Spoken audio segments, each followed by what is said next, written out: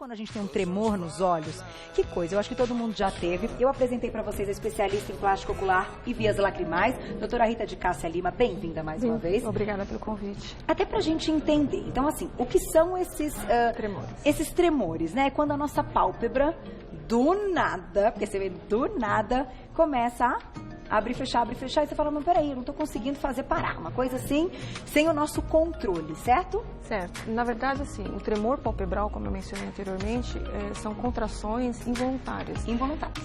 Na verdade, o organismo se manifesta a sua malformação de alguma maneira. Tá. O tremor é uma delas. Na verdade, o nome científico disso chama-se blefaroespasmo. Certo. Que é uma doença caracterizada por contrações involuntárias que fazem com que você tenha a contração involuntária dessa pálpebra, aumentando a frequência do número e o tempo de duração. E pode ocorrer nos dois olhos ou... Pode ser uni ou bilateral.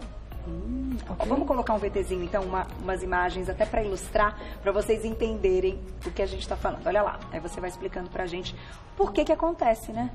Então, como eu mencionei, são contrações involuntárias, contra a vontade do paciente. E isso é uma forma de manifestação do organismo, ok? Que está acontecendo alguma coisa? Que está acontecendo, exatamente.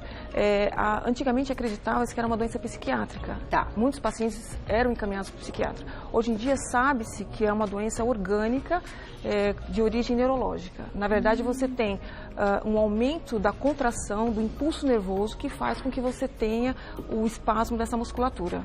Entendi. Ok? Entendi. Várias são as situações que podem causar isso. Mas a origem anatômica bem ao certo não se sabe, mas acredita-se que é um mau funcionamento do sistema nervoso. É uma doença muito característica e frequente nas mulheres. Tá. Né? Tem uma incidência muito de 3 mulheres a cada um homem. Aparece geralmente lá pelos 50 anos de idade. Mas que pode vir assim, de vez em quando? Ou quando o quadro está fixo ali, a pessoa vai ter com frequência? Geralmente ela se inicia de maneira lenta, né? O paciente que começa a apresentar um quadro de contrações musculares, que não há um período de remissão e de melhora, no período de 3 meses, faz-se necessário procurar um oftalmologista. Geralmente eles procuram muito mais hoje o oftalmologista e o neurologista do que o psiquiatra, como era antigamente. Olha que interessante. Como eu estava te falando, né, é uma doença que realmente apresenta algumas características. Né? Esse tremor, esse espasmo muito intenso, eles causam uma cegueira funcional, uma cegueira temporária. E isso faz com que haja uma limitação das atividades do paciente. Então, para você dirigir, para você ler atividades do dia a dia, então isso faz uma limitação. Pode comprometer, pode né, comprometer o dia a dia da vida do paciente. Quando você diz limitação... deixar ali... Por exemplo, ele está dirigindo, ele tem um espasmo, isso limita a atividade dele. Ele está andando de bicicleta, ele tem um espasmo. De repente ele está em casa sozinho, um paciente que mora só e tem um espasmo. Isso causa essa cegueira temporária. E ele fica durante um tempo, para cada paciente vai demorar... Então, ele tem um período de ação, como eu te falei, ele pode variar de segundos a minutos. Né? Existem algumas situações que podem desencadear esse espasmo. Por exemplo, luz intensa, barulho, o cansaço, tudo isso pode desencadear esses espasmos. A tendência é piorar com o tempo, né? E o paciente ele acaba tendo um quadro de depressão e ele fica muito recluso em relação a isso. Puxa vida. Exatamente. Existem algumas situações que levam a um diagnóstico diferencial. Então, nem tudo é blefaroespasmo, mas o blefaroespasmo ele pode estar presente em algumas doenças. Quais seriam? Por exemplo, uma síndrome de Meige é uma alteração sindrômica na qual o paciente ele tem contração da musculatura, mas tem movimentos da boca e da língua.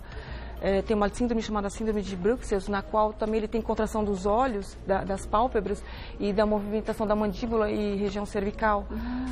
Existem algumas drogas que podem causar também um blefaroespasmo. O uso de dopamina, que é uma medicação que serve para controle da musculatura cardíaca. O uso de medicamentos psiquiátricos também podem levar a contrações involuntárias. E o estresse? Também.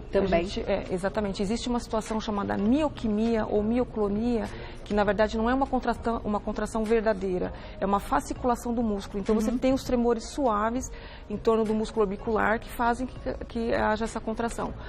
Na verdade, isso é muito desencadeado por pacientes que têm um estresse emocional ou físico, um cansaço intenso, né? Geralmente é autolimitada e é unilateral.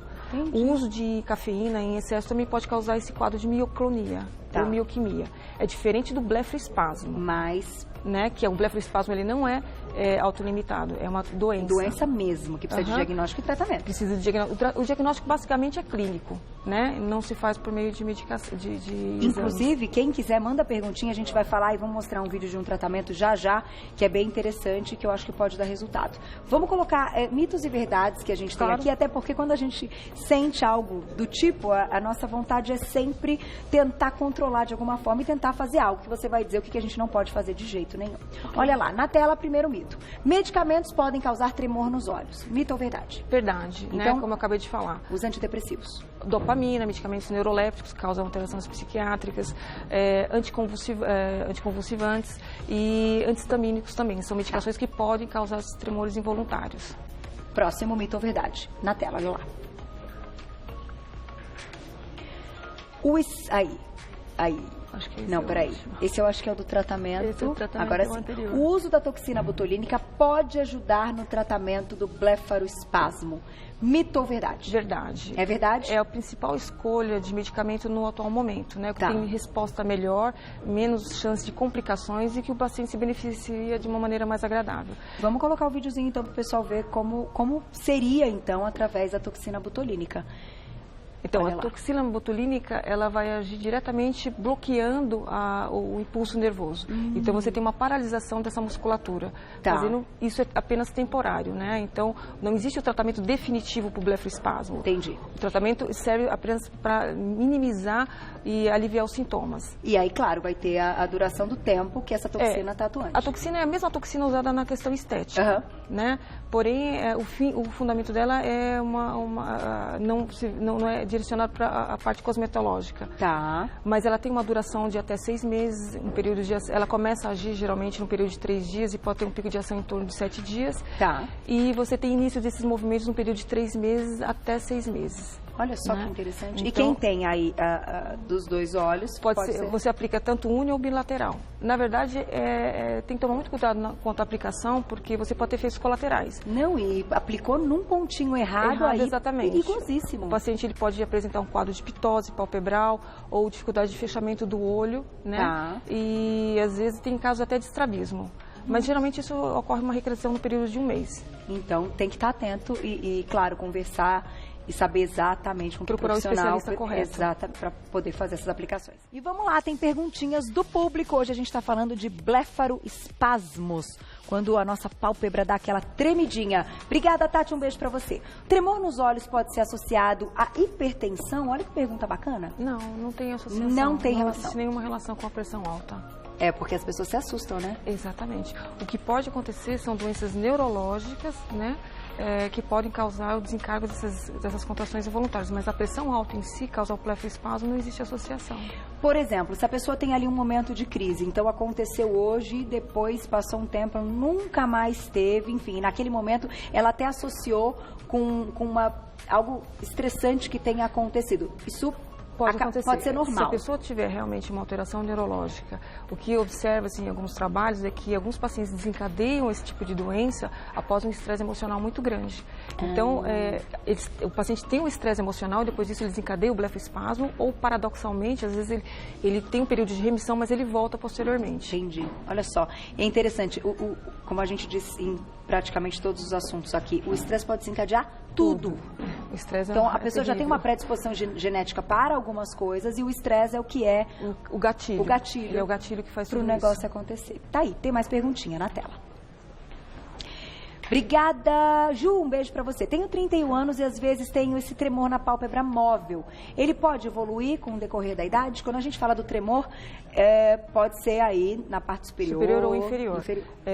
Como eu falei, o blefaroespasmo geralmente é mais frequente com mais idade. Né? Mas a mioclonia ou a mioquimia, que é uma contração das fibras musculares, ela geralmente está associada ao estresse e ocorre em pacientes jovens. Geralmente ela é autolimitada. Então, passou o estresse, passou aquela correria, diminuiu o número de cafeína, você pode ter uma diminuição dessa contratura.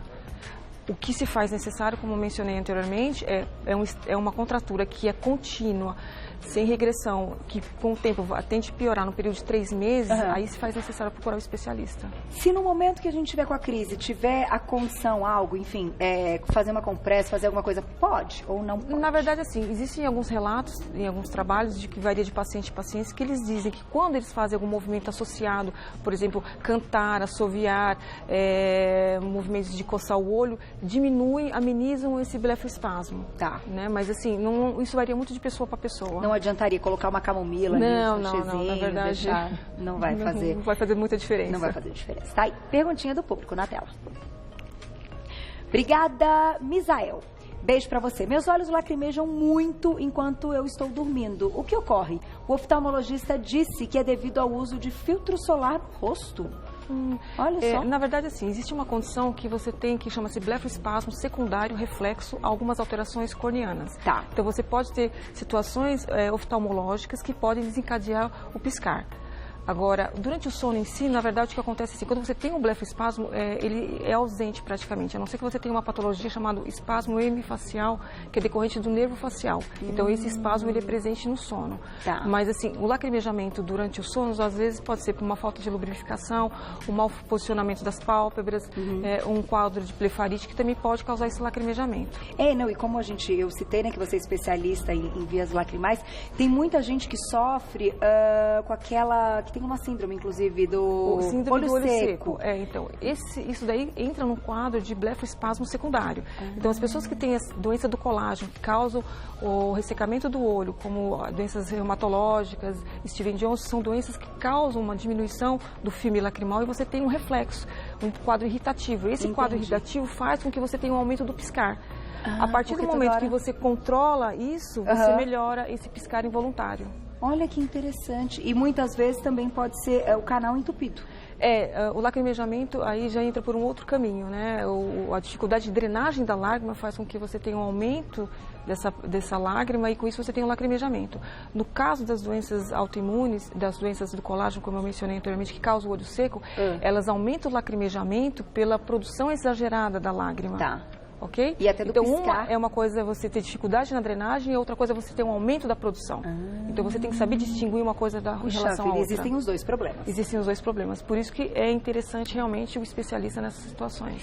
Minha diretora perguntou se maquiagem pode estar associada então a esses blefaroespasmos. O excesso de maquiagem pode causar uma alteração chamada blefarite, que é um processo irritativo na qual você tem uma inflamação das bordas palpebrais. Tá. E isso também altera a qualidade do filme lacrimal. Pode levar a um olho seco, que consequentemente aumenta a produção da lágrima, ou também pode causar um espasmo involuntário. Olha, então assim, o ideal, até como dica, né? Porque eu, por exemplo, tenho que passar todos os dias, as meninas que gostam de ter a maquiagem, pra gente ter alguns cuidados. A gente tem que ter sempre, usar os nossos pincéis. Sempre é interessante cada um usar a maquiagem própria, porque isso você pode transmitir doenças em relação a isso. É importante a higiene, então quando você chega em casa, se faz necessário o uso de demaquilantes e hoje existem produtos específicos para você limpar a borda dos cílios, para evitar que você tenha uma blefarite. Então o mais importante de tudo é você usar produtos seus e a higiene, todos os dias manter a higiene desse local. E não usar nada vencido, né? A maquiagem exatamente. Também tem prazo maquiagem vencida é uma coisa que pode dar algumas alterações. Tem que tomar cuidado. E hoje tem tanta marca boa, com preço acessível, né? A tecnologia está tão avançada. Hoje em dia tem maquiagens antialérgicas, porque tem muitas pessoas que desenvolvem um quadro de alergia em função da maquiagem. Então, você consegue hoje em dia ter uma linha de produtos antialérgicos que diminuem também o lacrimejamento, a irritação ocular e tudo mais. Tá aí. Tem mais perguntinha, olha lá, na tela. Obrigada, Maria. Um beijo pra você. Sempre tenho tremor no olho esquerdo. O tremor teria ligação, então, com algum problema cardíaco? Então, a gente entendeu de hipertensão, não. Problema cardíaco também não, como eu falei. O tremor, quando ele é unilateral, ele sugere ser mais um fator patológico. Por isso que faz necessário. Mas não tem associação com alteração cardíaca, a não ser que ela esteja usando alguma medicação a nível de dopamina, que altera a contração muscular. Então, o excesso dessa medicação pode realmente causar um espasmo. Que seria, por exemplo, termogênicos em grande quantidade também podem comprometer? Pode, exatamente. Que aumentam a frequência? Exatamente, pode sim. Olha, gente, tem que ter... Tudo tem que tomar cuidado. Olha como tem coisa, né? Falar, mudei, comecei o ano, refiz meus exames, aí meu médico me indicou tal coisa. Só que daí te indica para melhorar uma coisa, às vezes compromete outra. Isso pode acontecer também. Pode acontecer. Por isso tem que estar atento. Tem que tomar muito atento. As medicações de uso não médico podem causar esse tipo de situação. Como eu mencionei, o uso de antihistamínico, que são medicamentos descongestionantes nasais, eles podem, às vezes o paciente está usando e não se atenta que começa a ter tremor palpebral. Então, a partir do momento que ele para de usar essa medicação, diminui o tremor palpebral. São aqueles, inclusive, que os otorrinos não recomendam realmente o uso crônico. Porque pode piorar tudo. Você causa uma dependência, diminui o efeito com o passar do tempo. E o uso de descongestionante nasal, existem alguns trabalhos que mostram que você pode até desenvolver catarata e desenvolver glaucoma, porque ele tem vasoconstritor e tem corticoide. Então, essas medicações a nível de uso nasal, eles podem se direcionar para a região do olho e ter efeitos colaterais. O que é livre é o soro, né? Sim, o soro você pode usar que não tem contraindicação. A princípio, não tem medicação no soro. Tá aí. Ok? Aquele jato longo, beleza.